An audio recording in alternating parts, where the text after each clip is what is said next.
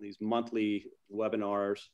And today you're in for a special treat as well. You know, you just saw Robbie T on here. So Robbie T, Director of Expansion Research, Coach, lead. I like when you say lead geek. You know, when you can call yourself the lead geek, you know, I mean, you're something at that point. And so Robbie's going to come on. He's going to talk a little bit and really get you fired up and coaching. And then we're going to have Simon T. We got the T brothers here. We got Robbie T and Simon T. How did we do that all at the same time? So we've got Simon T. Bailey is going to be on after Robbie T. International speaker, author, life coach. We're excited to have both of you on today. And you know what? Let's go to the next slide, Don, because we've got a lot of people that might not even be with Robert Slack. We sent this out to quite a few agents in the state of Florida and asked them, hey, if you'd like to jump on, get some free coaching, free training, we'd love to hear from you. Feel free to do that. And so if you're not with our company, you'd like to know a little bit about who we are, we're Robert Slack. We are, as of the end of December of 2020, we are the #1 brokerage, or excuse me, team-owned brokerage in the United States. So Robert and myself, Robert is our founder. I'm a partner with Robert.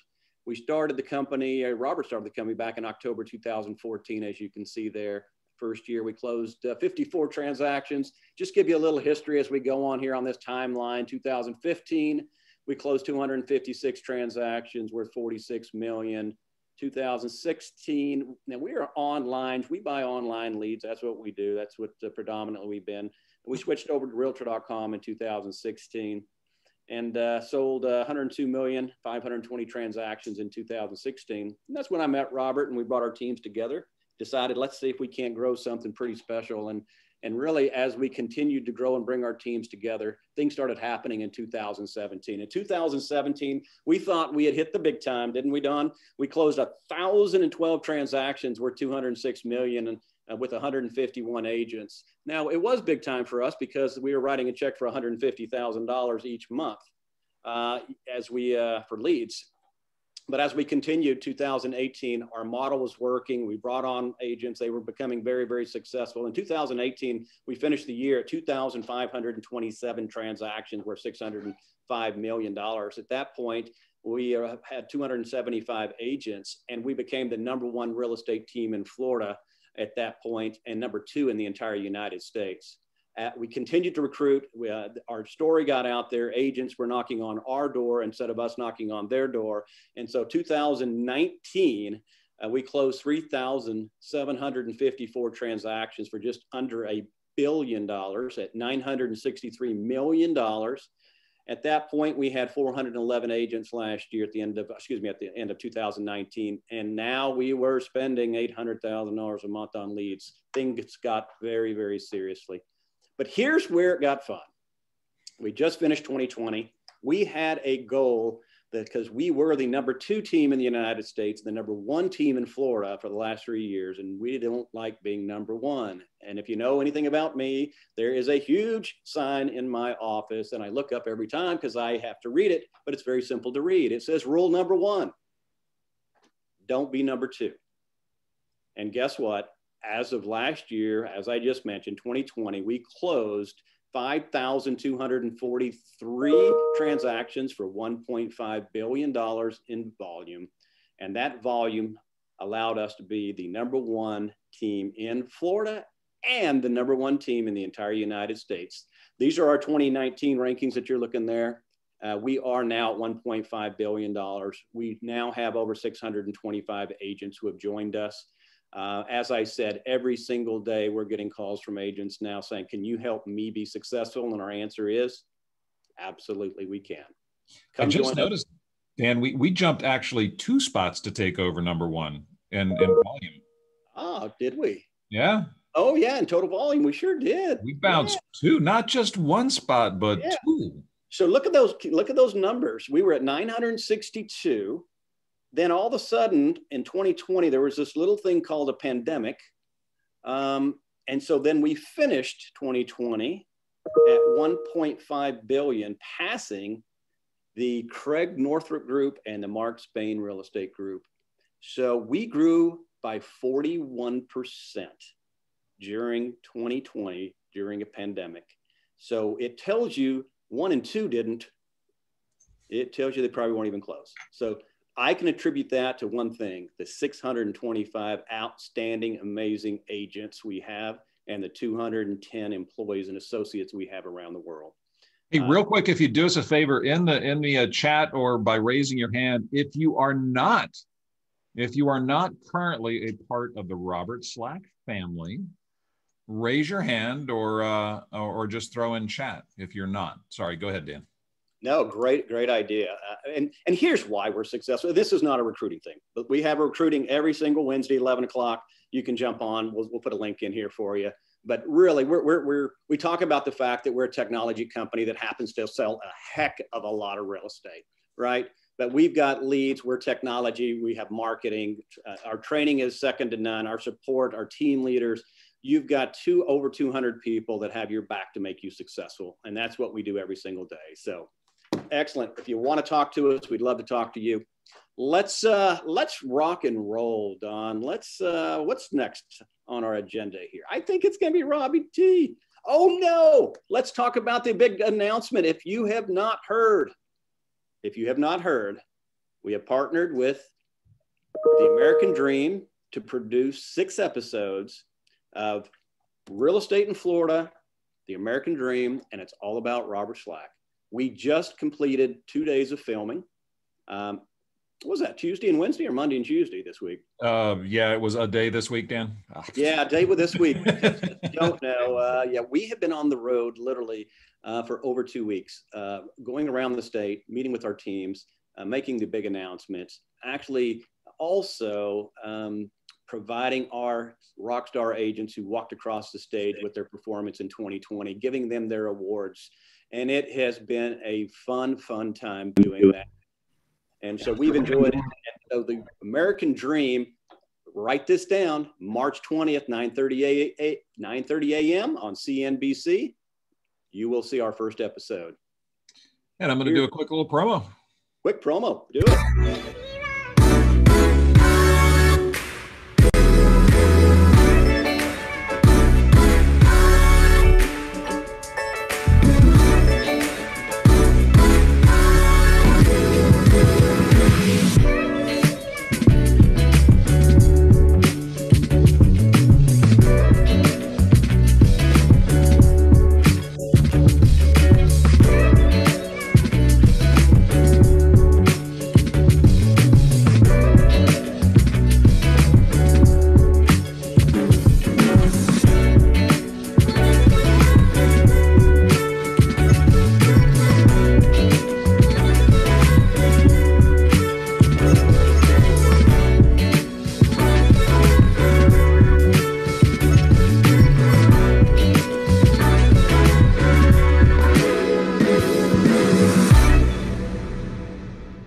So for those of you whose team was not featured on this one, I did talk to Matt Cristiano. He's awesome. He is going to be doing one that has the other teams as well. So it's not that you were just set aside. We just had to make sure that we could keep it to 1 minute so we could post and repost on social media.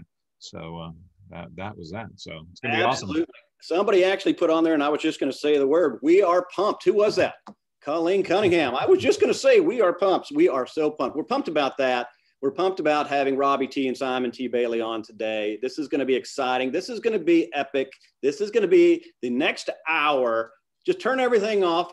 Get your pen and paper. You know me. I'm going to tell you to get your pen and paper and take notes because you're going to learn a lot today. So, ladies and gentlemen, without further ado, Mr. Robbie T. in Fargo, North Dakota, where it's got to be at least 50 degrees up there, isn't it, Robbie? Yeah, take 60 off of it, and then you got it right. All right, Robbie, tell us what you got going on and tell us a little bit about you. It is all your floor. Awesome. Sounds good. Well, first off, appreciate you all spending some time and you all turning the floor over to me. I love working with you guys. You are an amazing group of people. Long story short, my name's Robbie T. I go by Robbie T because my last name is Trefethren, which sounds like a pharmaceutical drug with all the problems and none of the money. Long story short, I get to come and live in good old frozen Fargo.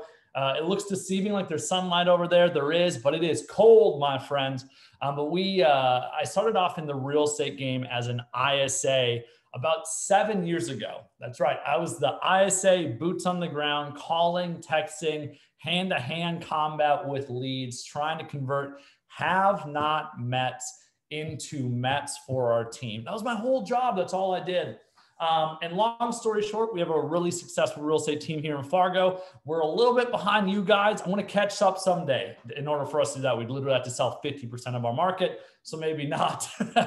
But we have a real estate team here in Fargo. We are on pace to sell about 1,100 homes this year. We sold 868 in good old Fargo. No, that's not every home. It's about 8 to 10%, whatever the number looks like today. Here's a big thing. My background, as I think it was Dan or Don had said, I'm a lead geek. All right. I'm wearing my Star Wars shirt. I like to do this. It's Star Wars schematics. I got my glasses on. I'm a total nerd. And I geek out about lead conversion. It's what I do all day long. And I live, breathe, and die lead conversion. I'm still trying to figure out if that's a good thing or a bad thing. But I actually want to go back. All right, I want to slow down for a minute. I want to tell you about my life before I got into lead conversion to kind of set up a story and a narrative for you all. Before I got into lead conversion in the ISA space, I actually worked in the one industry I know that for sure, without any doubt, is less popular than sales: politics. I worked in what's known as field campaigns. And if any of you all know, field campaigns is literally going and knocking the doors of voters. All right, knocking, calling voters, trying to identify who they're voting for, trying to get out the vote. That was my whole job. I was a field organizer is what they called it. And here's what's crazy. All right, there's so many similarities in what I learned in my time of being in politics and how it translated into real estate. You see, when I got into politics, just like when I got into real estate, I was handed a book that looked something, kind of like this and said, hey, this is the script book. Call people, text people, tell them this. This is what you say in these different channels. And what I quickly learned, especially when I was doing this first off in politics, was people would boo me off their doorstep. All right. Even worse than that, I've been called every name in the book. I've been sworn at. I've had guns pointed at me when I was on people's doors. It was not good. And what I want to say is that I learned a really quick lesson that I need to share with you all because it translates into real estate to a T. Is that when I was going up to those people's doorstep, my mindset was, I'm going to sell them on my candidate. When you're calling leads, oftentimes they're trying to sell them on them buying a house or sell them on yourself of you helping them buy a home. And what I realized when I was working in campaigns was that didn't work so well. And I shifted it. Instead of me going up to somebody's door and saying, here's why you need to vote for my candidate, I started going up to people's doorsteps. And if I was talking to Don, I'd say, Don, I'm just out here with blank and blank political party. And man, I just wanted to know what matters to you this election. And here's what's crazy. People wouldn't stop talking. They would go on and on about the things that they cared about, right? Smaller classroom sizes, maybe immigration policy, maybe healthcare. It doesn't matter. These people would tell me all this really valuable information. And then what would happen is I would always find common ground between who they were, what they wanted, and there was always common ground with our candidates. Now you're probably wondering, what the heck, why is Robbie telling me about politics? Why is he teaching me this? Here's why. You need to replace the idea in your mind when you're talking to have-not mets, because that's all those people were. Whether it's politics, leads, doesn't matter. You need to replace the mindset of you trying to sell them. You need to sell yourself on them. I'll say that one more time. You need to stop trying to sell yourself. You need to instead sell yourself on them. You need to be learning their story, what they want, what are they hoping to do. You see, what I realize is that the most profound skill that you can have in lead conversion is innate curiosity. Innate curiosity. What I realized was this. When I got into real estate, my tagline to say some numbers is I made 100,000 calls in about 2 years, 100,000 phone calls, spoke to 10,000 leads, set about 1,000 appointments that led to about 450 to 500 closings. There's still every once in a while, by the way, where a closing slips through that I teed up years ago somehow. I haven't made a call to a lead in 3-4 years now. What it really comes down to is I learned one really crucial lesson. And it's simply this. You should write this down. I'm never afraid to be the professor in the room, as you all know. People don't want to be sold. They want to feel heard, understood, and valued. People don't want to be sold. They want to be heard, understood, and valued. It's what Dale Carnegie taught way back in the day, right? It's that the most powerful, magical thing you can do for another person is make sure they feel validated. Make sure that they feel like they are the most important person in the room. It really starts there. And then layer into this, right? Not just the fact that people don't want to be sold. What I also learned is that if you want to influence someone, I stole this from Tony Robbins, by the way. If you want to influence somebody, you need to take the time to find out what's already influencing them. You see what I see happen, because when I got into this game, I didn't chase, the easy leads. I was calling old, crappy pay-per-click leads. And I like numbers, all right? So I'm going to share some numbers with you real quick. We in our business convert pay-per-click leads at 4% to close, 4%, all right? Here's what's crazy about that is the average days from registration to close is 640 days.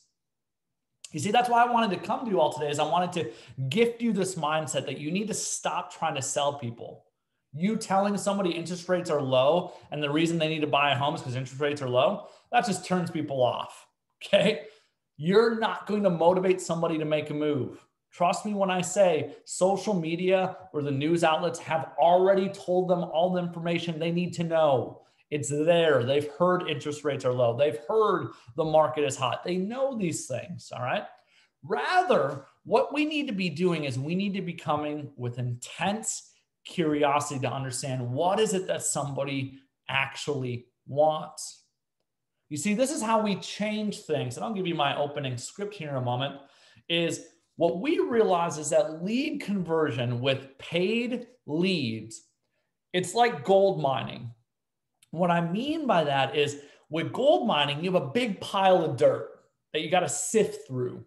And what you all are doing when you're calling, or in this day and age, oftentimes texting, engaging with leads, is you're sifting through a monstrous pile of dirt. Let's just say there's 100 pieces of dirt here, right? Just to keep the numbers easy. And in that dirt, remember, we are probably the highest converting team with PPC leads that I know in the country at 4%. What people don't realize, and this is where everybody goes wrong with leads, is you try to convert the 96 that are going to say no into yeses. You try to convert every single lead into a yes. One of my best friends in this industry, Mike Novak, and if you don't know Mike, he's just a huge, big power player in Everett, Washington, super great guy. He talks about the idea of next. And what it really comes down to is if somebody doesn't have a need, want, or desire, you got to move on. Now, it's really funny because I'm telling you this, right? Sorting through leads, it's like a big pile of dirt. It's like gold mining. You got to find the gold nuggets. Well, there's some questions you're going to ask that make fool's gold look like gold. And there's some questions you're going to ask that makes dirt, or it's going to make gold look like dirt. So here's what I want to point out. I want to give you all some questions that I think are really valuable for you all to be asking when you're initially connecting with the lead. What I really want to do is over the next 10, 15 minutes is I want to help you all turn some of those fringe no's that are actually more like maybes or they're not yet, how we can turn some of those into yeses now or yeses later. All right. So that's the big piece we're going to focus on. This is how do we turn no's into yeses? All right. Which is a valuable thing for all of us in lead conversion. Here's the thing that you all need to know. Let's roll back and talk about the psychology of a lead. They are scared of you. Just like when I was coming up and knocking doors in politics, or if you're calling as a random lead, what you need to recognize, my friends, is that these leads are afraid of you. They're not afraid of you because you're a bad person. They're not afraid of you because your heart is in the wrong place. They're afraid of you because by proxy, you're a salesperson. And what they're doing is they're taking the definition of a salesperson and you are being clumped in with it. Here's the words that are consistently used to describe salespeople: kind, friendly, outgoing, helpful, service-oriented. Just kidding, right? Not at all. You go ask random people what they think of salespeople: slimy, gross, pushy, manipulative, right? Those are the kind words you'll hear. That's what these people think of you out of proxy. There's nothing you can do to change that instantly. You see, what happens is when somebody's afraid, do you think they're going to tell you the truth? Goodness sakes, no. When we're afraid, we turn inward. When we're afraid, we want to fight off. That's literally what people do. It's the fight or flight response. They either retreat or they fight back. You can be the best person in the world. You can be Mother Teresa, Jesus. You could be one of the best humans ever walk on the face of the earth. And even if Mother Teresa was texting a lead or calling a lead, they would still be afraid of her. And the reason they'd be afraid of her is because she's a random phone call of somebody she doesn't know. Now, here's what's interesting, right? Is people, I always ask people, how do you signal to somebody via text or on the phone that you're not trying to sell them something? And here's what I oftentimes hear. Well, you tell them you're not a salesperson. You're literally selling them. You're selling them on this idea that you are a or that you're not a salesperson. You're doing the exact opposite of what you should be doing. You see, what we've realized is that the opposite of selling is learning. The opposite of selling somebody through statements is asking questions. It's why when we start, the first question we ask is, hey, Don, saw that you were looking at some homes on one of our websites, and I wanted to see if you're just looking for fun or to see if you plan on making a move sometime soon. It's really that simple. Now, what we always know is these people are afraid of us. They're a lot more prone to say, well, I'm just kind of looking for fun. Here's what you do when they say that. Got it, Don. So you're just kind of curious in the moment. By the way, what had you interested in real estate? You see, I want you to write down, and hopefully you wrote this down earlier, how to turn no's into yeses. Write down how to turn no's into yeses, and write down number one. So the first thing I want you to know is we have to tear down the wall. All right, we have to tear down the wall. Remember, they're afraid of you. When they're afraid of you, they put a wall up. They're trying to push you away. They're trying to fight back. They're trying to resist it. And here's what happens. We have to signal to them that we're not a salesperson. Like I just said, we're not going to sell them. We're going to ask questions.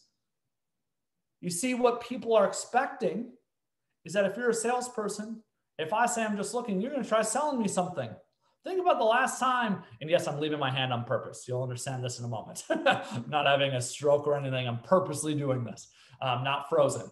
What it comes down to, right? Imagine the last time you walked into maybe like a home furniture store. You walked in, you are looking to buy a sofa. When that salesperson walks up to you and says something like, hey, what brought you out today? You just say, I'm just looking. The problem is oftentimes that's not the real story. Why? Because they're afraid of that salesperson. You were afraid of them. You don't want to be sold something that you don't want. So instead, we just ask another question. Got it. So what are you looking for? What brought you out today? What are you interested in? Almost always what happens is you ask somebody a second or third follow-up question. Guess what happens to their wall? Boom, gone. This is what we've learned is that if you want to turn no's into yeses, you have to tear down the wall. The way you tear down the wall is you signal to them that you're not a salesperson. The way you signal to them that you're not a salesperson is you just ask more curious questions. Great. So you're just kind of curious. What are you interested in? It's really that simple, my friends. Here's what's crazy about it. Right? When we're doing this, when we're tearing down this walls, it comes down in notches. And almost always after the second or third one, it literally just disappears, right? They're a lot more willing to tell you something. Or they give you a legitimate reason why they were just looking for fun. Because nobody just looks for fun. If you ever hear that answer, it's not true, right? They're looking for fun because maybe they're an architecture student trying to get design ideas. Maybe they're an interior designer looking at $1 million homes to get interior design ideas. Maybe I'm just looking for fun because I might be moving there in 3-4 years. There's always more to the story. And the only way you're ever going to hear that story is you ask a dang question. It's really that simple. Now, here's where a lot of you are going to go wrong is when you get to those legitimate no's, what you need to do is next it. Move on. We don't have time to spend on those people. Great. We're going to move on. We're going to make sure to maybe get them in contact with the resource that can help, right? I'm not just saying we write them off, but what we're going to do is we're going to put that to the side for now. I want to teach you number 2 though. All right. So number 1 is tear down the wall. You tear down the wall by asking questions. Number 2 is you challenge their thinking. Challenge their thinking simply means this. A lot of times these people are going to say something along the lines of, I want to wait a year. I want to wait 18 months. I want to wait till the market calms down. They're going to say things like this, right? I want to wait to do something because of X. And what I've learned oftentimes is that that initial answer they give you can actually be wrong. Let me explain. What we need to recognize with human beings, right? At humans in general is our thoughts are not some neatly ordered ideas that we pulled out, wrote down in a notebook, and wrote down what they're hoping to do. By the way, you like my handwriting? I write poorly. It's like protecting my trade secrets. Just kidding. But the point is, people's brains are not some neatly ordered 1, 2, 3, 4, 5, 6, 7, 8, 9, 10. That's just not how people's brains work. Rather, my wife describes it really well. She's a school counselor. She described it as being like a ball of yarn. It's a lot of interconnected thoughts that are all messed up together and wrapped up around each other. And what we need to recognize is sometimes people will tell you a partial truth. Somebody will say, well, we're probably going to wait a year. And that could be partially true. So what we've learned instead, right? What I've learned is you need to challenge somebody's thinking, because what it does is it helps untangle their web of thoughts. It helps untangle that yarn. Here's a really good example. When somebody says that they're thinking about waiting a year, I'll say, got it. I just keep picking on Don because he's the person right in front of me, the name. If he says he's going to wait a year, I'll say, got it, Don. So you're thinking you want to wait a year. By the way, you all should be picking up on the fact that one of the best skills you need to have when communicating with other people is the idea of rephrasing and reflecting. Saying back to them something similar to what they just said. By the way, you should do this in texting as well, all right? Rephrase back to them. Rephrase and reflect. Rephrasing, I stole this from Stephen Covey. Rephrasing means you just take what they said, you rephrase it, change the words, rephrase it back. Reflecting means if there's emotion tied to it, you reflect back the emotion.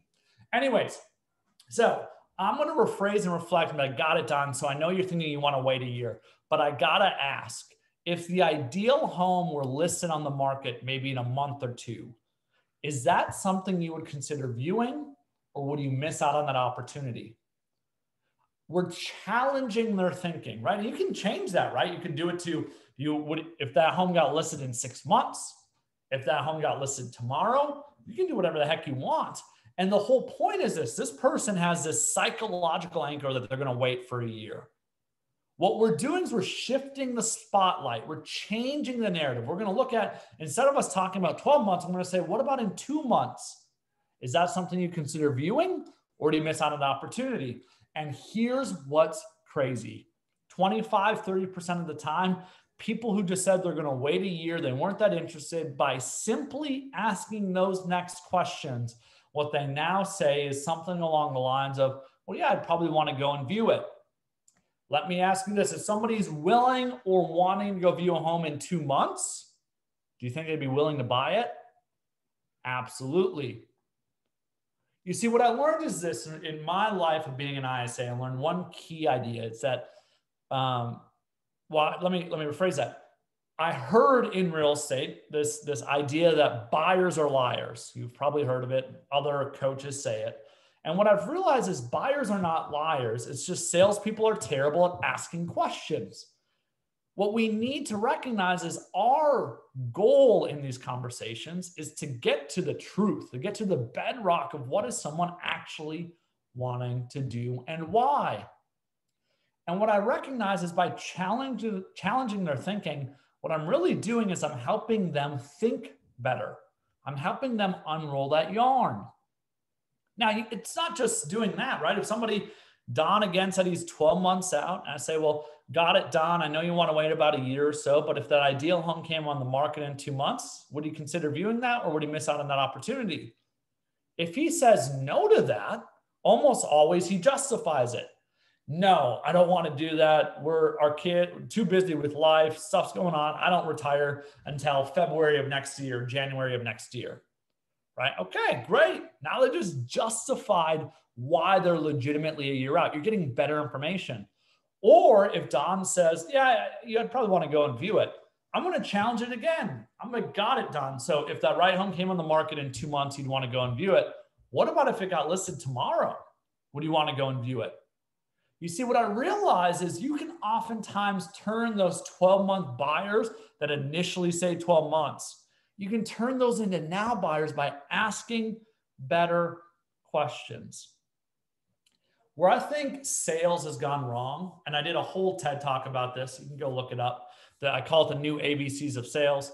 The old school mentality was always be closing, right? Be pushy, manipulative. It's what was really popularized by the Boiler Room, Glengarry Glen Ross, the Wolf of Wall Street, that sort of thing, right? And what's really interesting is there's a lot of leftovers of that. There's these scripts you need to be using. And what I've realized with humans, with these leads, is they're not leads, they're people. They're human beings with stories and emotions and pain points and fears and excitements. And what I've learned is that if I try to sell someone, I actually piss them off most of the time. They end up don't liking me. They end up hating me. That if I wanted to win people over, remember, my whole job was to turn people that had no clue who I was or my company was. I had to win these people over. I realized that the way to do that was to sell myself on them, to ask questions about them, to be genuinely curious of what are they hoping to do. And here's the other big thing you need to know is you have to let go of the attachment to the outcome. One of the biggest things I see is that we're desperate for that next paycheck, especially in a market like this where you're writing offers left and right and you're getting your butt kicked and your buyers are getting their butt kicked. And what happens is you get a little desperate. When you're desperate, you become attached. When you're attached and you want that next closing, what happens is you don't come from curiosity, you sell. Heck, it happens to me in my business.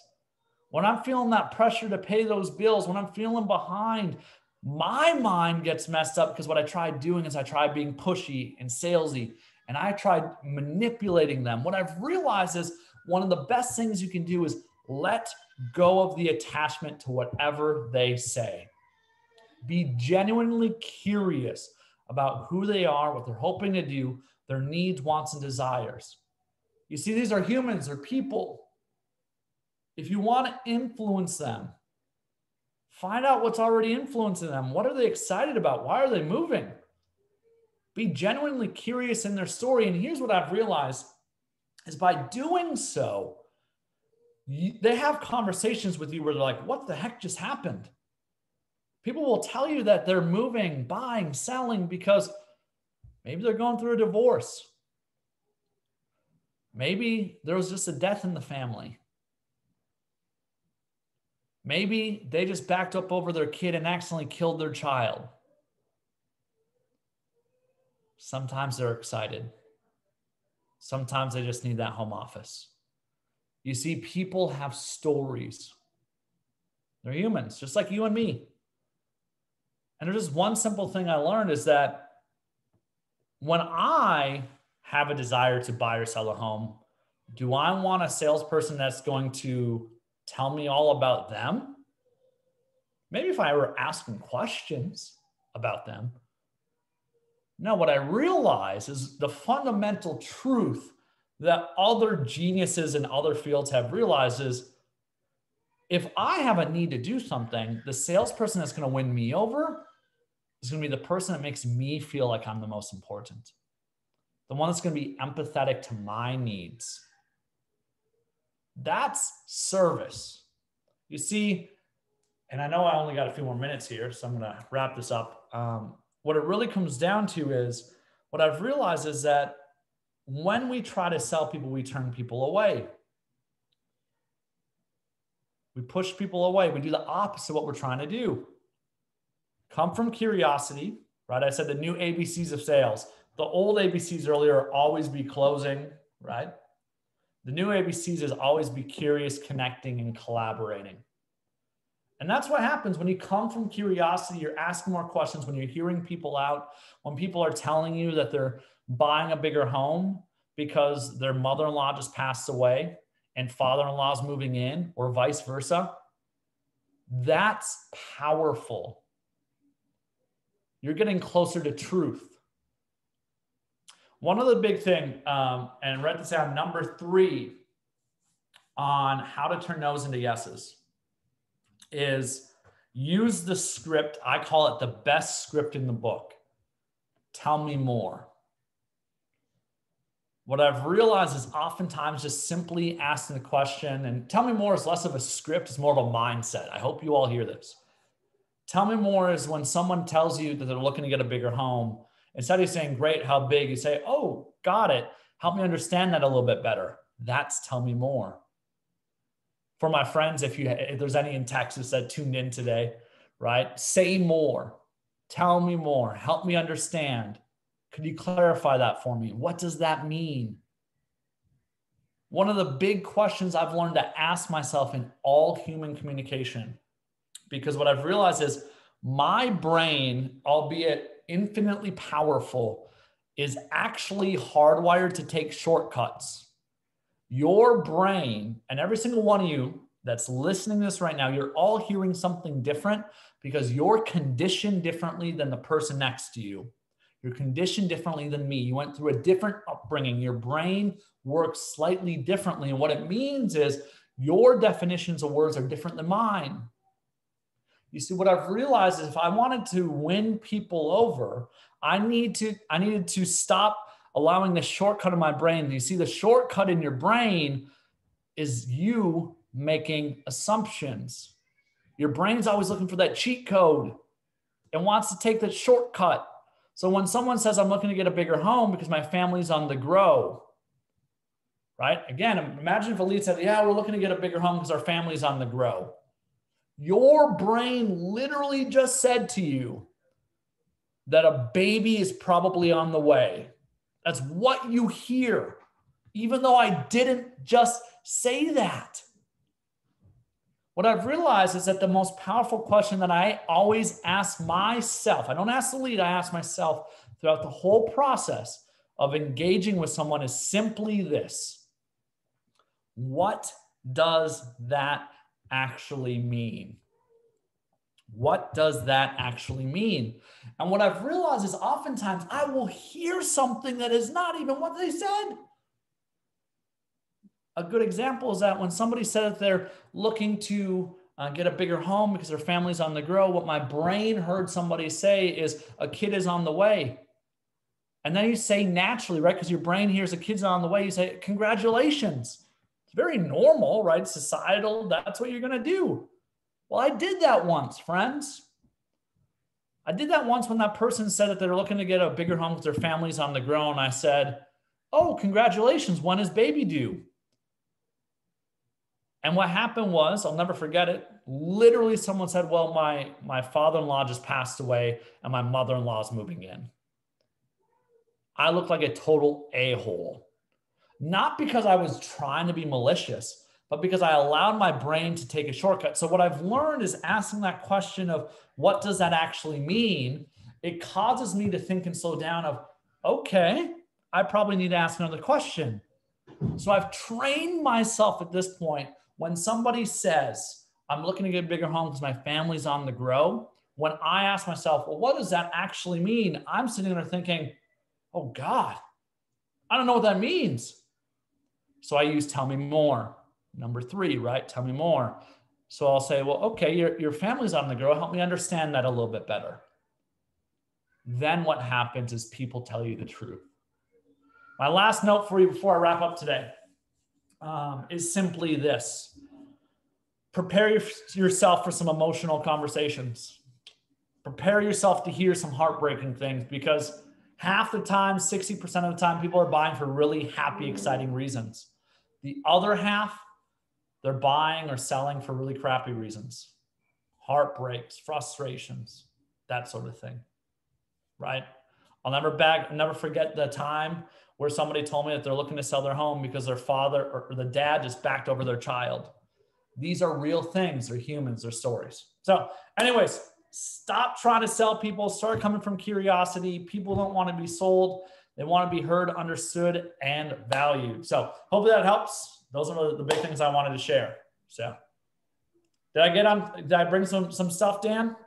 Well, you know what? I don't know how you knew that back in November, I put together, this year, we're going to kill it with a C, and it's all about the C's. And you said curious, be connecting and collaborating, which fits in absolutely perfect, because 2021 for us and our company is the year of the C. So I don't know how you knew that, but great job on that. But no, I've got a page of notes like I always do.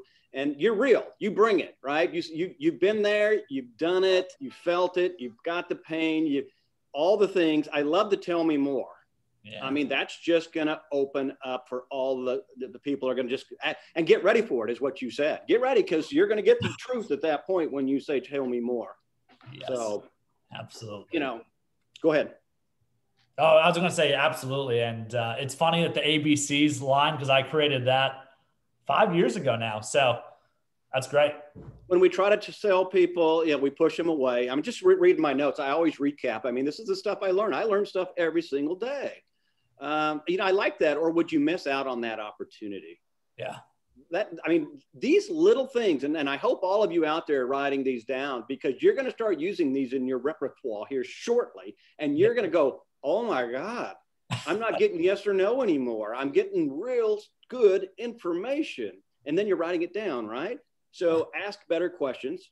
Of course, I love the person that makes you're going to use, right? They're going to choose the person that makes them feel the most important. I mean, it's taking sales as you were probably taught it, and just turning it upside down. Can I add to that, Dan, quick for you? Sure. What's really funny is, in real estate, a lot of people think we're salespeople. And what I've realized is actually almost none of us work in sales. Sales is when you have a product you're selling.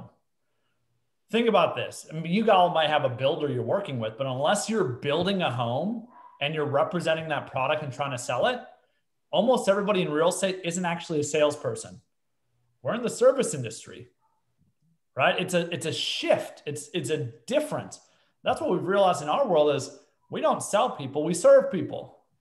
We're not in the sales business, we're in the service business. We serve people.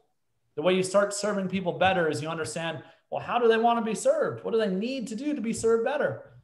And it's funny because people are like, oh, he made me feel something in my heart today. Here's the thing, friends. Remember, humans are emotional. All right. There are those 5-7% of people that are high DCs that are very direct, and it's all about logic. No doubt about it. The other 90-ish% of people are emotionally driven to a T, right? And we can have other conversations about mirroring and matching. Trust me, I can get a DC to open up for days. You just got to ask questions differently, right? You just got to be more direct, and you got to ask them systems or what's your plan? What are you doing, right? To the point. But with most people, my favorite stat is 69% of people are a high C or a high S, sorry. S's are teachers, nurses, right? Service-oriented people. They are afraid, deathly afraid of high D salespeople. Deathly afraid of them. So. Well, I love it. Robbie T., thank you so much for joining us today, sharing your knowledge. We'll have you back on again. Awesome, awesome. Stay warm. 10 degrees up in Fargo. Maybe it might be 11 now. The sun looks like it's actually shining a little brighter. Yeah, I will. I'll do my best. Awesome, guys. Appreciate it. Don, Dan, appreciate you guys. Talk to you later. Thanks, Robbie. Hey, Robbie. one of the things I did notice, and Robbie mentioned this over and over and over, and it went to the Build Your Business webinars, Dan, that we covered, but you know, the person asking the questions is in control of the conversation, right? And I saw somebody post in earlier, you know, one mouth, two ears. It is so important to ask those questions and really listen to the feedback and keep asking that ever important question, why? You know, why does it make you feel that way? Why is that your need? The more of that you'll ask, the more you'll get down to the needs, wants, and desires of your client. So that was good. All right, John, let's bring on our second speaker, inspirational speaker, author, life coach, author of the Shift Your Business, Harness the Power of You, Ink and Release Brilliance, good friend of mine, Mr. Simon T. Bailey. Simon, good morning. Is it morning? It is still morning. Good morning, Dan. So good to be with you, my friend, and Don, and good to see everyone. Wow, I have a page of notes after listening to Robbie T. That was absolutely exceptional. So let me start with this. Serving is the new selling. And when we begin to understand that serving is the new selling, we recognize that listening is so powerful that the same letters that spell the word listen spell the word silent. When I understand that there's a difference between having selective hearing and authentic listening, that's when things go to another level. So you're probably saying, what leads me to say all of this? Quick little backstory. I was sitting at my desk at the happiest place on earth, December 10th, 2001. And whenever you work at Disney, Mickey Mouse rule number one is you never talk to the media unless authorized. Well, I got a call from Florida Business Trend magazine that day, and the journalist said, where do you see yourself 10 to 15 years from now? And I said myself as the president and CEO of the Walt Disney World Resort, and eventually the chairman and CEO of the Walt Disney Company, and he puts us in print. So the article comes out, page 12, Florida Business Trend magazine, February 2002. And Larry, my boss at the time, called me into the office and he said, what were you thinking when you did this interview? And I said, Larry, I work at this company whose motto is, if your heart is in your dreams, no request is too extreme, for when you wish upon a star, it makes no difference who you are. So true story, no embellishment. Human resources showed up a couple hours later, asked me to sign a little piece of paper that went into my personnel file. And let's just say Disney didn't fire me that day. But about a year later, I heard the footsteps coming and they were not singing. It's a small world after all. So for the last 18 years, I have been traveling around the country. I left Disney, turned down 4 jobs, and I have interviewed thousands of top performers, leaders in 50 countries, just really trying to understand why serving is the new selling and what is it that those who are at the top of their field really have. And what I've discovered, it all comes down to everyone finding that spark within themselves to recognize if serving is the new selling, it's not about what I can get from you, but it's about what I can give to you. And when I begin to understand what I can give and not just take, you experience what Emory University calls the helper's high. When I understand the science of kindness and serving is the new selling, when I help someone else, in my brain, neurologically, what happens is the pleasure centers of my brain literally are charged and on fire as if you just received something, even though you were the giver. That's the helper's high. So when I come from this place that serving is the new selling, what I begin to really look at is what is the best of the best? What is it that they do? Those that are at the top of their field. So looking at almost 14 different industries and asking this question, here's what I've discovered. They had the ability to make a bet on themselves, and making a bet on themselves, they shifted how they were selling to truly serving. I had an opportunity to spend some time with Nikki Prince, Randall Kane, Gary Crowder, Lorena Upton, who are amazing men and women of Robert Slack, and asking them, what is it that has made them successful? And what I continue to hear when I spent time with them, why they are some of the best sales individuals, and certainly Gary's on the mortgage side, but why they are really effective at what they do is their ability to have a belief. They understand how to engage, and they are a stickler about time. So let's unpack this, right? So I asked Nikki Prince, I said, Nikki, what's made you successful at Robert Slack? And one of the things she said, without even batting an eye, she said, Simon, it's all about mindset.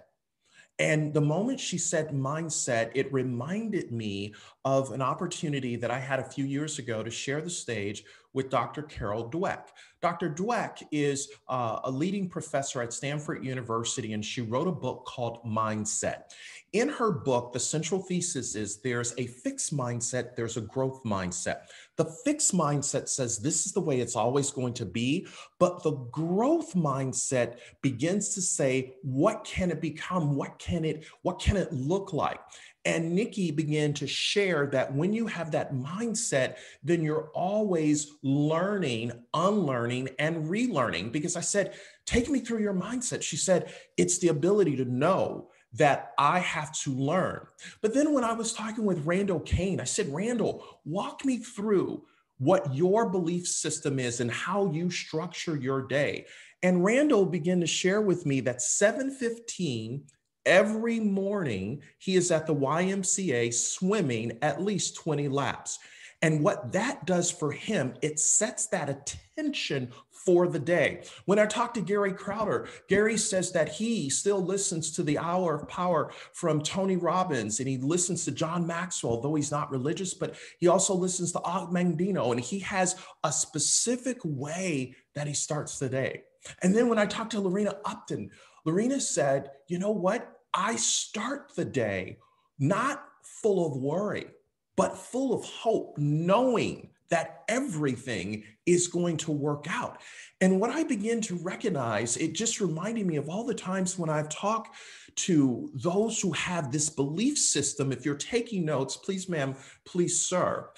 Before I can truly serve anyone, I serve myself by understanding it's not who you are that holds you back from producing results. It's who you think you're not that holds you back. And when you begin to focus on who you really are at the core, what? Oh my goodness, amazing things happen. So imagine I'm working at Disney and it's 2003. I decide to cash in my entire 401k with significant Disney stock, took out a line of credit on the house. At that time, my then wife didn't work outside the home.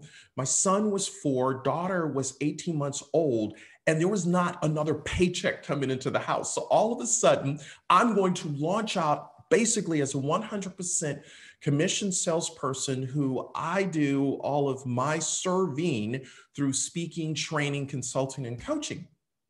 And here we are 18 years later. And what I recognize when you decide to serve who you are first, right? Then you have to develop a specific structure to your day. Everything that I heard from Nikki, Randall, Gary, and Lorena was structure. So let me give you something that I think will really, really help you. Please, ma'am, please, sir, please write these notes down, all right? 15-7-30-90, 15-7-30-90. And by the way, if you play these numbers tonight and they hit, don't forget about me. So here's what I took away from just kind of understanding the brilliance of your colleagues in Robert Slack. Setting aside 15 minutes at the very beginning of the day, and for those of you who are night owls, finding 15 minutes at the end of the day. But 15 minutes a day really sets you up for success, because how you start the day determines the day. Now, let's unpack 15 minutes.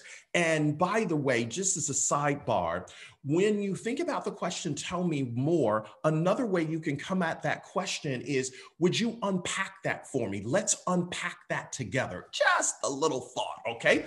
So 15 minutes a day, taking the first 5 minutes to meditate, listen to something that just really allows you to slow down before you speed up. There's an app called Headspace. There's another app called Calm. So this ability just to slow down, okay? Slow down, first 5 minutes of the day. The second 5 minutes, read or listen to something that inspires you. So if you went to dictionary.com, then typed in the word inspire, one of the entries that would pop up would say to breathe life into. So taking that 5 minutes to just listen to something sets the tone for the day. When I was listening to Randall and Gary say specifically what they did, I was like, what? It was like a joy bomb, right? So this 5 minutes just to listen to something that really inspires you. And then the last 5 minutes, okay, last 5 minutes is to stretch, and get aligned with the day. Rabbi Harold Kushner, who wrote the book, What Matters the Most in Life, Rabbi teaches a concept called emotional congruence. Now, here is why this is so important, especially after we heard Robbie T. When Rabbi Kushner talks about emotional congruence, he says, everything that you think, say, and feel is in alignment. When you have internal alignment, okay, another way to think about it is the alignment of head, heart, hands. When I am internally aligned, it creates external execution. Because whenever you meet a potential prospect, someone that's going to buy a home, sell a home, what you are doing is you're coming from this disposition, not of desperation, but in pure confidence. All right, let me totally go West Coast on you for a second. When you are totally in the zone and in your quantum field, literally you are vibing that I am so confident in who I am that you can relax, that it is totally safe here. So in other words, when I am internally aligned, whoever I am dealing with, I provide psychological safety for them to engage with me, because it's not about what you can get from them, but it's about what you can give to them, right? So if you think about it this way, your smile, Jason Dizen said, your smile is your logo. Your personality is your business card. And how people leave you, how they leave you feeling about themselves is your trademark. And that only happens when you have that internal alignment, which creates external execution. It all ties to belief, because you have found a way to say yes in a world of no. Why is this important? Research says that by the time a child is 17 years of age, they have heard no 150,000 times and only yes, wait for it, 5,000 times. So the ability to take the first 15 minutes of the day, here's how the formula works. It creates 7 days a week. 7 days a week creates 30 days. 30 days creates 90 days. All right, reverse engineer, right? How did I get to this quarter? What have I been doing the last 30, 60, 90? How did I get there? What have I been doing the last 7 days? How did I get there? Wait for it, Robert Slack. 15 minutes a day. So if there are 4 quarters in a year or 4 seasons in a year, of course, we live here in Florida, right? So there are 2 seasons, hot and hotter. How we start the day determines the day. So how do we master that first 15 minutes of the day? And when I talked to Nikki, Randall, Gary, and Lorena, that's what I really took away, this belief that they had, that it just began to show up. All right. Now, second big idea, if I make that bet on myself, because serving is the new selling, It all comes down to engagement. So one of the things that Nikki said that I thought was so profound, she said, speed to lead, speed to lead. As soon as that lead comes through, and I'm going to paraphrase Nikki for a moment, it's unlocking your inner Madagascar to move it, get to it. I like to move it. All right, you guys know the song, right? That'll be sticking in your head for the rest of the day. So I said, oh my goodness, when Nikki said that, I recognized that the fortune is in the follow-up.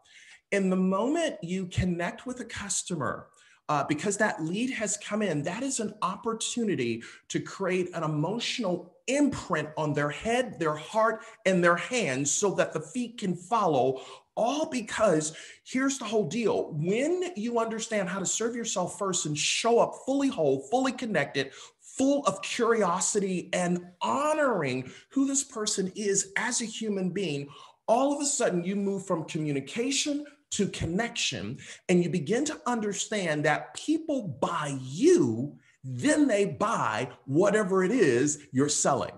Obviously, it's real estate, but they're buying you, and how they're buying you is not because you're selling yourself to them, it's because you're totally congruent and who you are, and you have shifted, don't miss this, from me to we. When that's a joy bomb right there. When I shift from me to we, what amazing things happen. So I was talking with Lorena Upton, and one of the things I really took away when she began to talk about engagement, which is the E of making the bet, she said in her first meeting with a customer, it will take a little bit longer than normal because she tells them everything they need to know. Here's what you can expect about the closing, about the appraisal, about the entire process. Here's how much potential you may need for closing costs. And what she is doing is she is deciphering in that moment, right? If they're really ready. And as I began to listen to Lorena, what I began to understand, Lorena has a catch and release program. I mean that with all due respect. But what she's discovering is, where are they in their mindset for one of the most important transactions in their life? And because she takes time to educate them, what she has discovered, those that are ready choose her because she's recognized an educated buyer is her best customer. Now, many times they come already educated, but what she does from a Robert Slack standpoint that differentiates her in the market is she is not only sharing information, but she's asking questions, because the quality of your questions determine the quality of your thinking. The quality of your questions determine the quality of your answers. The moment you ask a question, it immerses you on a quest done to discover the answer that was waiting to emerge. So this ability to engage, when I was talking with Gary shared with me that he was working with someone, a couple, and they were supposed to close on December the 28th. On December the 23rd, they get a call from the other real estate agent saying, sorry, we won't be able to close on the 28th. And Gary's like, really? What are you talking about? We've got to wait to January 13th. And Gary's thing was, why can't we close on the 29th of December or the 30th of December? So what he did, he called the couple that was buying the house and he began to educate them. And they said, okay, Gary, what do you think we should do? And because of Gary's persistence, they were able to close not on January 13th, closed when they were supposed to close, because it was education. It was understanding what was important to them. I remember a few years ago, I was interviewing a top real estate salesperson in the Charleston, South Carolina area. And he shared with me that he was working on a deal. He had taken a young man who was a first-time buyer to a house. And the moment the guy walked into the house, he said, this is the house I want to buy. And he was like, oh my goodness, this has never happened in all the years that I've been in real estate.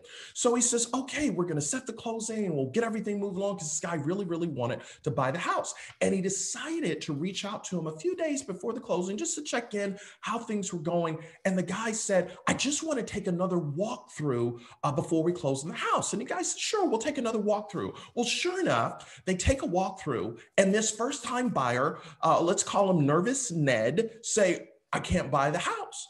And he says, what do you mean? You can't buy the house? He says, no, I can't buy the house. He says, you know what? How about we go and grab a cup of coffee? So they went down to a coffee shop and the young man is telling this realtor why he couldn't buy the house. And he said, what's going on?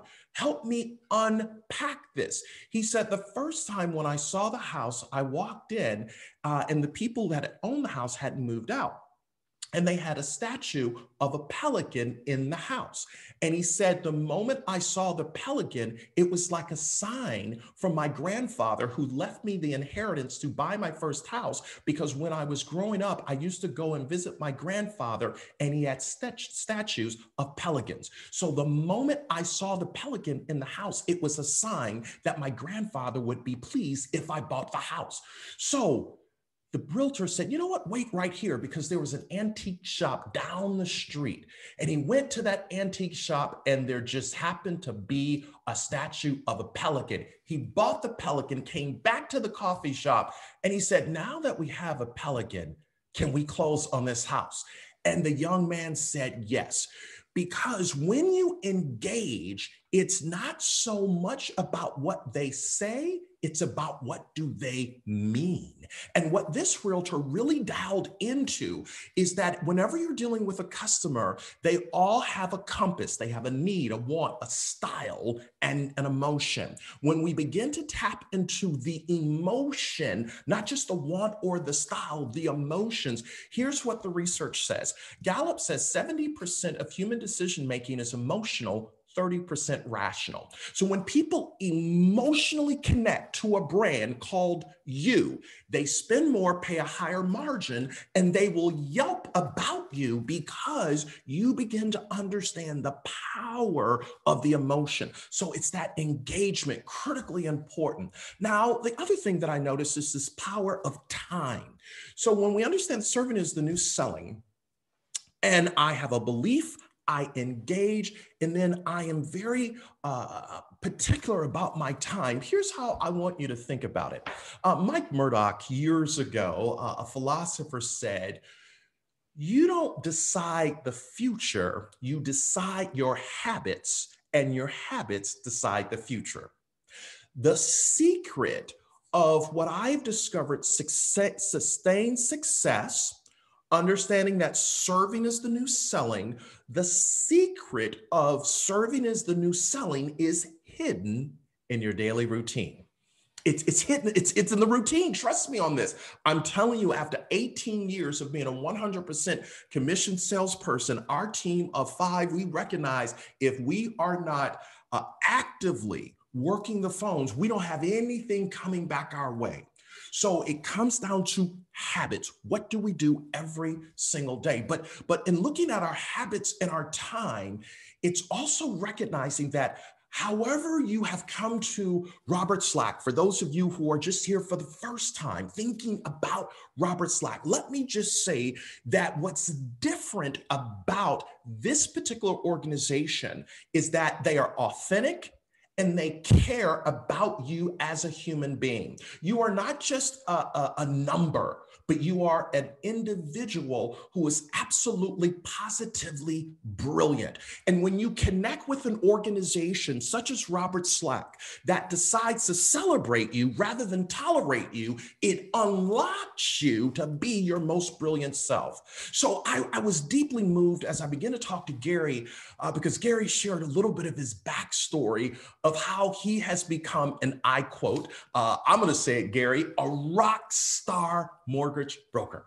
And what's interesting about Gary, for a number of years, he literally was surfing in the Outer Banks of North Carolina, spent about 5 seasons skiing in Breckenridge, Colorado, sold liquor, yes, he did, ran a restaurant, did a ton of things, But all of those things set him up for what he's been able to do in the last year at Robert Slack, because he looked at all of those experiences and brought them all together, because they have become character building moments that have shaped who he is as a person.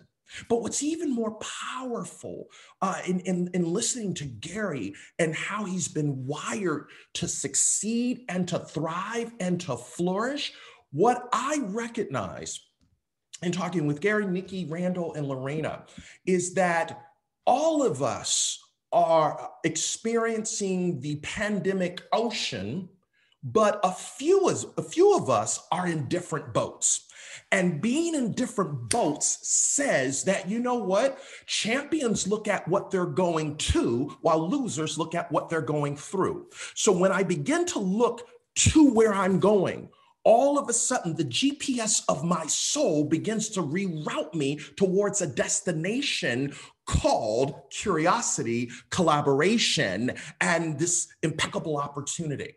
I was deeply moved by Lorena's story, because what's interesting about Lorena's story is that at 19, she started on a shop floor, worked hard, taught herself information technology because she said, I can figure out just about anything. Worked in human resources on the benefits side, did that for a while. And then she decided at 2017 that she was not in love with the person that she had been married to for almost a decade.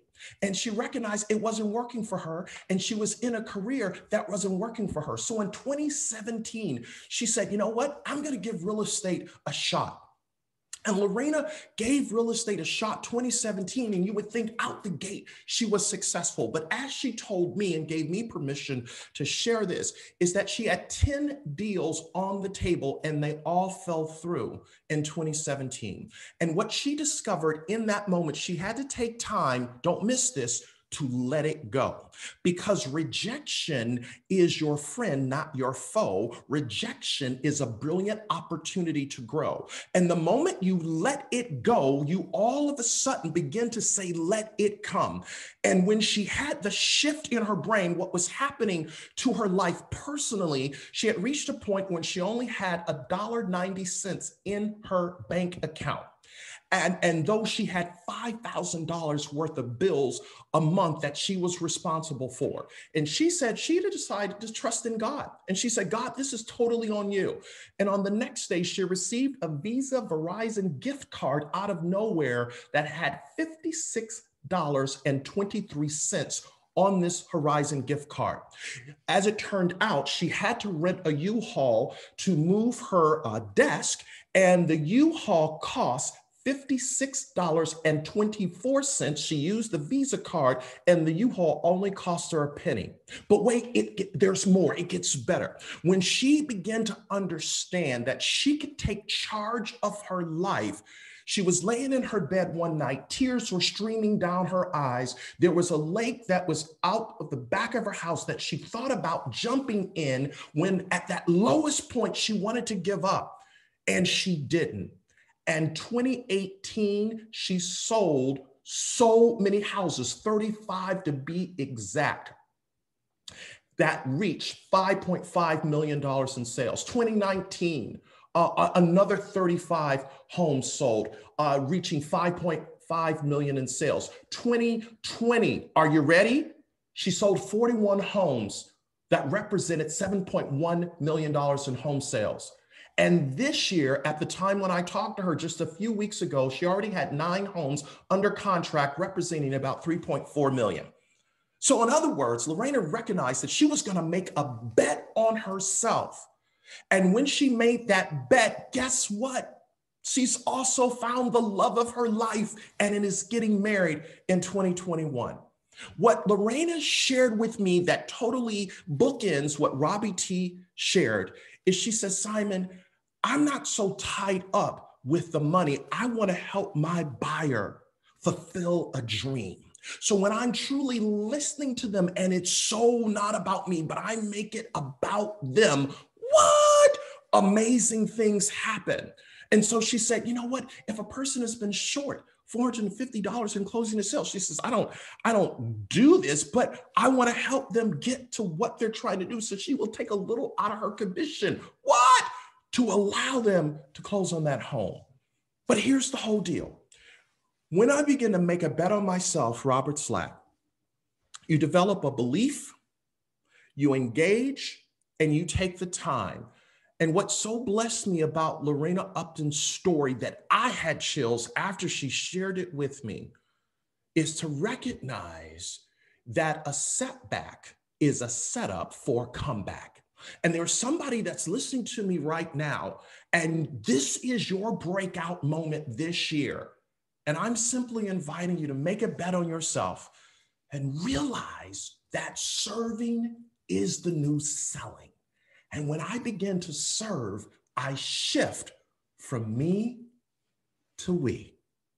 Dan and Don, I turn it back over to you. Wow. Wait, how do you do it? What?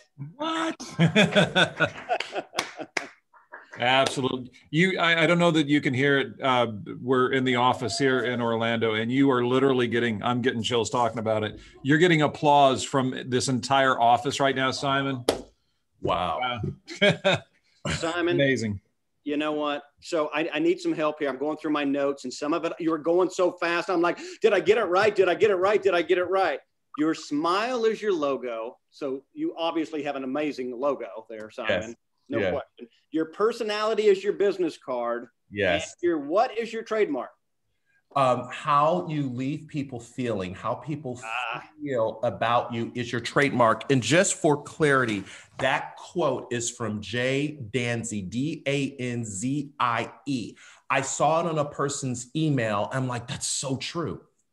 I honestly love it. Everybody, I'm going to give you a minute to write that down right there. I mean, I started writing this down and I didn't understand it. I didn't connect it until a few minutes ago. And I want to look at my notes because I've got 2 pages here. I love the fact 70% of the person's decision factor is based on emotion. Yes. Love, not logic, emotion. Mm-hmm. And so how important it is to how you make people feel. Yes. Think about that. And putting all that together, I love, and thank you, by the way, we do care about every single associate, agent, person in our company. I mean, my style is all about, is all family. And as you were saying it, people were putting in chat. And thank you, all of you. And those of you who are not with us, think about it. We've got a great family here. Your smile is your logo. I love that one, sir. I like the 15-7-30-90. Thank you, by the way, on that. And it's mindset. It's getting ready every morning and doing whatever it is, right? It's not the same for everybody. Yes. And the moment you do that, you're establishing that behavior and that habit for yourself. It's not what you can give. It's what you take from it. Yeah. I hope all of you got just notes and notes and notes and notes. Let's see what else I've got. Rejection is your friend, right? It's a learning experience. We've been talking about you're going to be rejected. You're going to fail at something. It's how you come out of it. And you're really saying, let it come. I love what you said. When you say, let it go, what you're really saying is let it come, right? You have to let it go. It's got to go. It's got to get off your back. It's got to be not in your mind. Just let it go. So totally. Great stuff. I'm just going to, you can't read all this because you're sitting here, but thank you, Simon. Thank God I met you. So good. Great stuff. Outstanding. I'm so pumped. Just on and on and on and on and on and on. So I thought I was in. Yeah, I thought I was in church over here. Debbie and Candy are both in there going, "Amen." Amen.